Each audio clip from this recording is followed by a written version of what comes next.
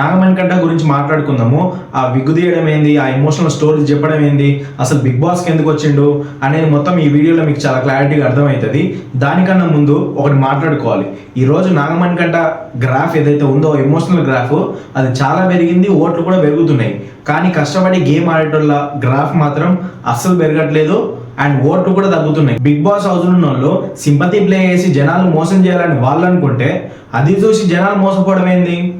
Big బాస్లో play చేసే సింపతికి నువ్వు నీ ఇంట్లో నుండి నీ హౌస్ నుండి ఆ సింపతికి పడిపోయి ఓట్లేస్తున్నావా? అరే నిజమేదో తెలుసుకోవాలి కదా. పోనీ నాలంటి వాడు చెప్తానని వినాలి కదా. అరే బిగ్ బాస్ పెట్టేది వాళ్ళు కావచ్చు, కానీ విన్నర్ని చేసేది మనమే కదా. సో బిగ్ బాస్ కప్పు ఊరికే రావద్దు, అర్హత ఉన్న వాళ్ళకే బిగ్ బాస్ కప్పు రావాలి. అండ్ ఇప్పుడు మ్యాటర్లోకి వస్తే నాగమణికంఠ చెప్పింది ఏంటిది, చేసేది ఏంటిది? హౌస్లో ఏం జరిగినా నేను హౌస్ నుంచి బయటికి పోను అని నిఖిల్ తోటి నాగమణికంఠ చెప్పలేదా? అంటే గేమ్ ఆడేటోనికి క్లారిటీ ఉంటే ఓకే, కానీ గేమ్ ఆడకుండా సింపతి ప్లే చేసేటోనికి క్లారిటీ ఉంది అని అంటే సింపతి ఉందనే ధైర్యమే కదా. ఇది brain game, so brain game తోటే ఆడాలి అని నిఖిల్ తోటి ఫస్ట్ డే నాగమణికంఠ చెప్పలేదా? అండ్ అటెన్షన్ అంటే ఇష్టం అని నామినేషన్లో చెప్పలేదా? ఎందుకు ఒంటరిగా కూర్చుంటున్నావు, ఎందుకు అందరితో కలవట్లేదు, ఎందుకు మింగిల్ అవుతలేవు అని నాగమణికంఠ అడిగితే నాకు పాటలు పాడుకునే అలవాటు ఉందని నాగమణికంఠ చెప్పలేదా? అండ్ మళ్ళీ ఇంకోసారి నువ్వు ఎందుకు కలవట్లేవు, ఎందుకు ఒంటరిగా కూర్చుంటున్నావు, ఎందుకు మింగిల్ అవుతలేవు అని అడిగితే నాకున్న ఫ్యామిలీ ప్రాబ్లమ్స్ వల్ల నేను అందరితో కలవలేకపోతున్నా అని నాగమణికంఠ చెప్పలేదా? నాగమణికంఠ విషయానికి వస్తే నువ్వు అందరితోటి మింగిల్ అవుతలేవు అని చెప్తే ఎమోషనల్ స్టోరీస్ అన్ని బయట పెడుతుండు. అంటే ఏదో ఒక విధంగా ఎమోషనల్ స్టోరీస్ని బయట పెట్టాలి అని ఖచ్చితంగా నాగమణికంఠ అనుకోనే వచ్చినట్టు అనిపిస్తుంది. అంటే సంబంధం లేకపోయినా సంబంధం కలుపుకొని ఆ టైంలో ఎమోషనల్ స్టోరీస్ అన్ని బయట పెడతాడు. అండ్ నువ్వు గేమ్ ఆడడానికే వస్తే ఫస్ట్ డే నుంచి సపరేట్గా కూర్చోవాలి, ఒంటరిగా కూర్చోవాలి, ఎవరితోటి మింగిల్ కావద్దు అని ఎవరు అనుకోరు. అండ్ ఎవరితోటి మాట్లాడకుండా ఉండొద్దు అని కూడా ఎవరు అనుకోరు.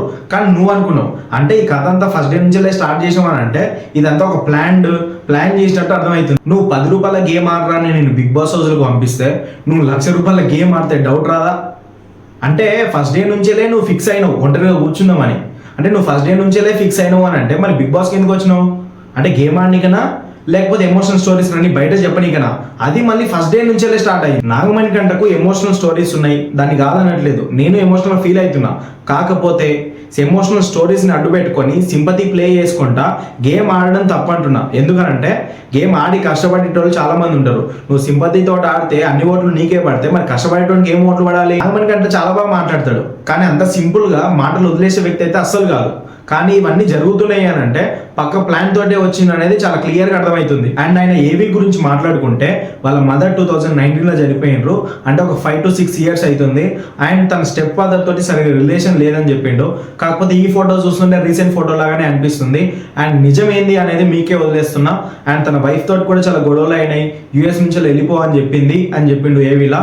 కాకపోతే 24/7 చూసే వాళ్ళకి అర్థమవుతుంటుంది. ఫస్ట్ డే ఆ రోజు ఏం చెప్పిండనంటే తన వైఫే అమౌంట్ సెండ్ చేస్తే, అంటే మనీ సెండ్ చేస్తే షాపింగ్ చేసి బిగ్ బాస్కి వచ్చిందని చెప్పిండు. ఏవిలా చాలా పవర్ఫుల్ వర్డ్స్ యూజ్ చేసిండు. అది ఏంటి అని అంటే ఇన్ని చూసి వచ్చినవాడిని, అంటే ఇన్ని కష్టాల నుంచి వచ్చినవాడిని, హౌస్లో ఉన్న వాళ్ళ మైండ్ సెట్స్ని అర్థం చేసుకొని అంటే దాన్ని ఎదుర్కోవడం నాకు పెద్ద కష్టమైన పని ఏం కాదు అని చెప్పిండు.